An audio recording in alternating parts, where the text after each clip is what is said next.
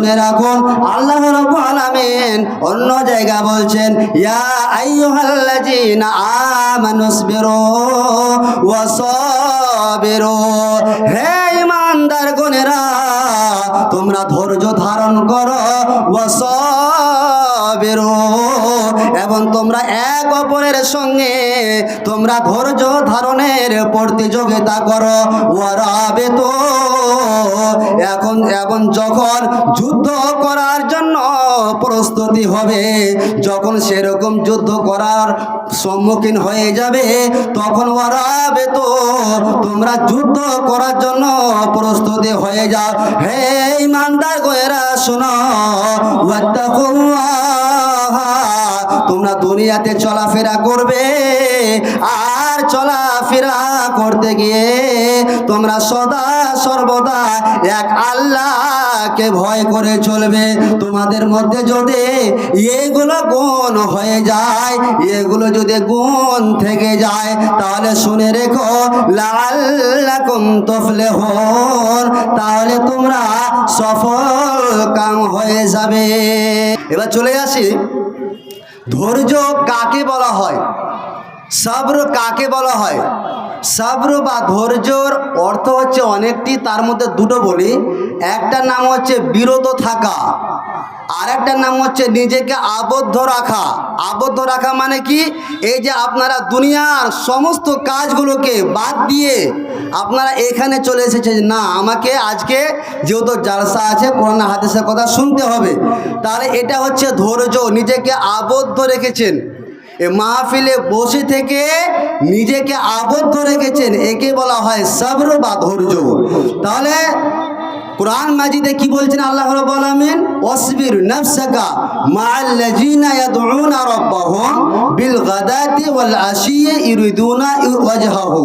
আল্লাহ রাব্বুল আলামিন বলছেন, ওয়াসবির নাফসাকা মাআল্লাযিনা, হে নবী মুহাম্মদ সাল্লাল্লাহু আলাইহি সাল্লাম, তুমি ওই সমস্ত মানুষদের সাথে নিজেকে আবদ্ধ রাখো, নিজেকে জড়িয়ে রাখো, যে সমস্ত মানুষেরা তাদের রবকে, তাদের স্রষ্টাকে খুশি করার জন্য, সন্তুষ্ট করার জন্য সকাল সন্ধ্যা ডাকে, তাদের সাথে তুমি আবদ্ধ নিজেকে রাখো। তাহলে সবর বা ধৈর্যর মানে আমরা কি পেলাম, নিজেকে আবদ্ধ রাখা। এর পারিভাষিক সংজ্ঞা কি ভালো করে বুঝবেন। একজন যিনারা জ্ঞানের পাণ্ডিত্য অর্জন করেছেন, তিনারা সবর বা ধৈর্য কাকে বলা হয়, তাদের ব্যাখ্যায় তিনারা বলেছেন যে হাবসুন নাফসি আনিল জাযায়ে ওয়াত তাসাখুতি ওয়া হাবসুল লিসানি আনুশ শাকওয়া ওয়া হাবসিল জাওয়ারিহি আনিত তাশবিশি।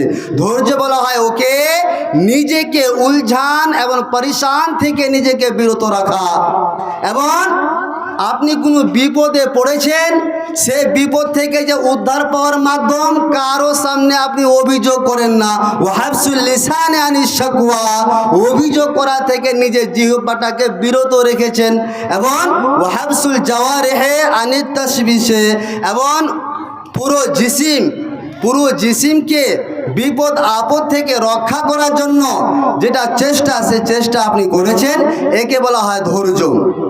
এবার শুনে রাখুন, ধৈর্য হচ্ছে তিন প্রকার। কয় প্রকার বললাম, এটা কিন্তু আপনারা ভালো করে শুনেন। ধৈর্য কয় প্রকার বললাম, তিন প্রকার।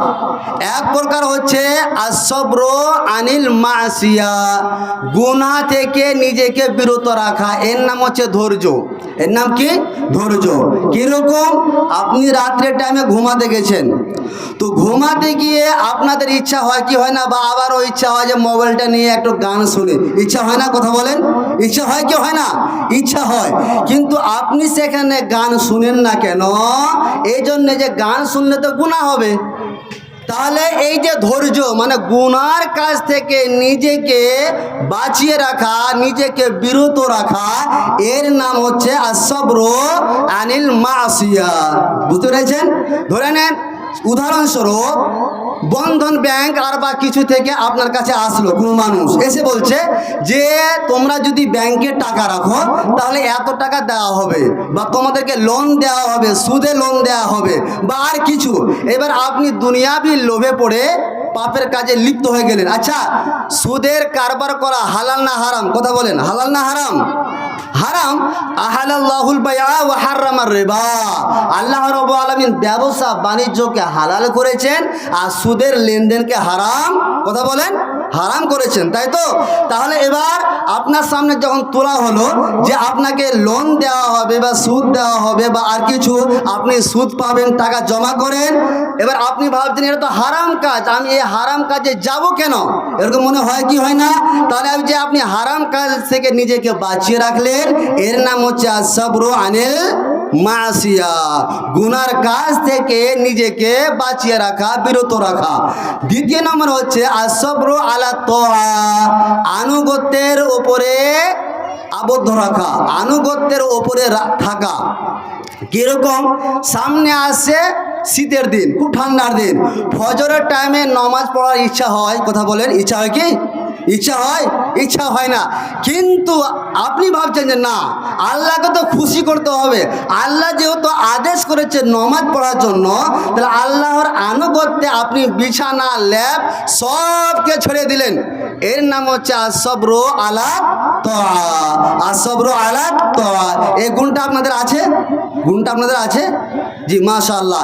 এবার চলে আসি 3 নম্বর হচ্ছে আসসাবরু আনিল মুসিবা, বিপদ আপদে ধৈর্য ধারণ করা। বিপদ আপদে যেরকম মা বোনেরা যে ভুল কাজটা করে থাকে, ধরে নেন মা বোনেরা আমার ধান উসিয়েছে, এবার ধান উসিয়েছে, গলিতে ধান মেলে দিয়েছে, এইবার ধান মেলে দিয়েছে, দিনটা খুবই ভালো ছিল, হঠাৎ করে আকাশ থেকে বৃষ্টি পড়তে শুরু করলো। তখন ওই মা বোনটা বলছে ছি ছি ছি ছি ছি ছি, আল্লাহ কি দেখতে পায় না? আল্লাহ কি চোখ না? আল্লাহ কি কানা হয়ে গেছে? আল্লাহ কি ইয়ে হয়ে গেছে, ওই হয়ে গেছে, মানে শুরু হয়ে গেল। এরকম মনে হয় কি হয় না?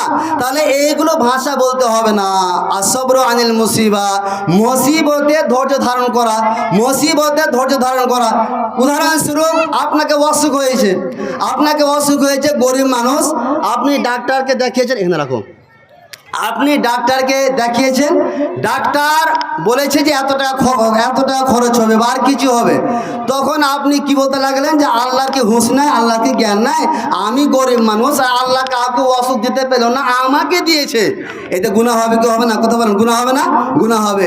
এখানে কি আসসাবরু আনিল মুসিবা, মুসিবাত থেকে ধৈর্য ধারণ করা, তাই তো? ধৈর্য ধারণ করতে হবে। জি, ধৈর্য ধারণ করা এটা হচ্ছে সবচেয়ে উত্তম কাজ। সবচেয়ে কোন কাজ বললাম?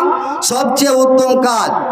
হযরতে আবু সাঈদ খুদরি রাদিয়াল্লাহু তাআলা আনহু থেকে বর্ণিত, তিনি বলছেন একদা এক সময় আনসারের কিছু মানুষেরা নবী সাল্লাল্লাহু আলাইহি ওয়াসাল্লামের কাছে আসলেন।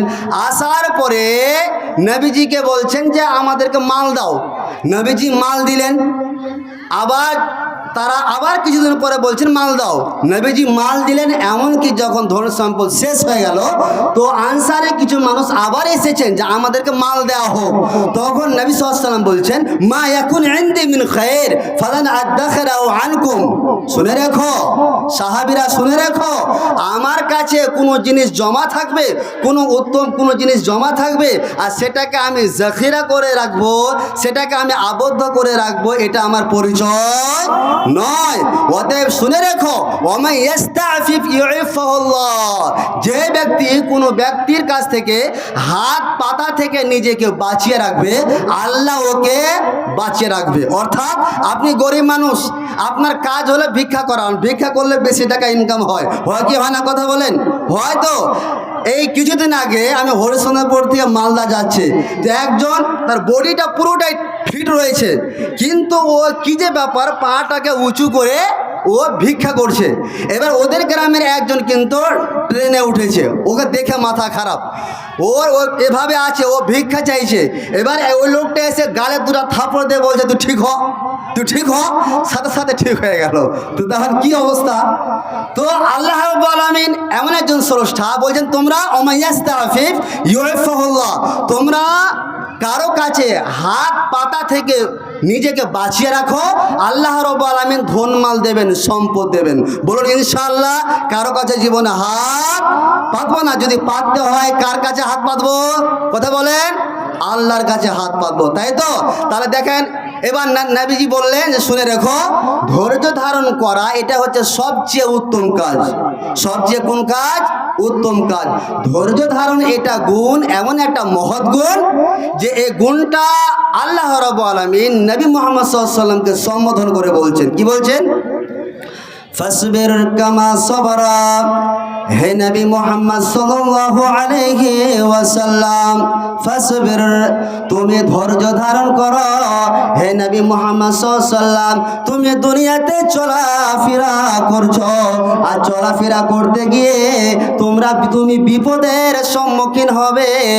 আর যখন তুমি বিপদের সম্মুখীন হবে, হে নবী মুহাম্মদ সাল্লাল্লাহু আলাইহি ওয়াসাল্লাম, ফাসবির, তখন তোমার প্রয়োজন হলো তুমি ধৈর্য ধারণ করো। কেন করবে? কেন করবে?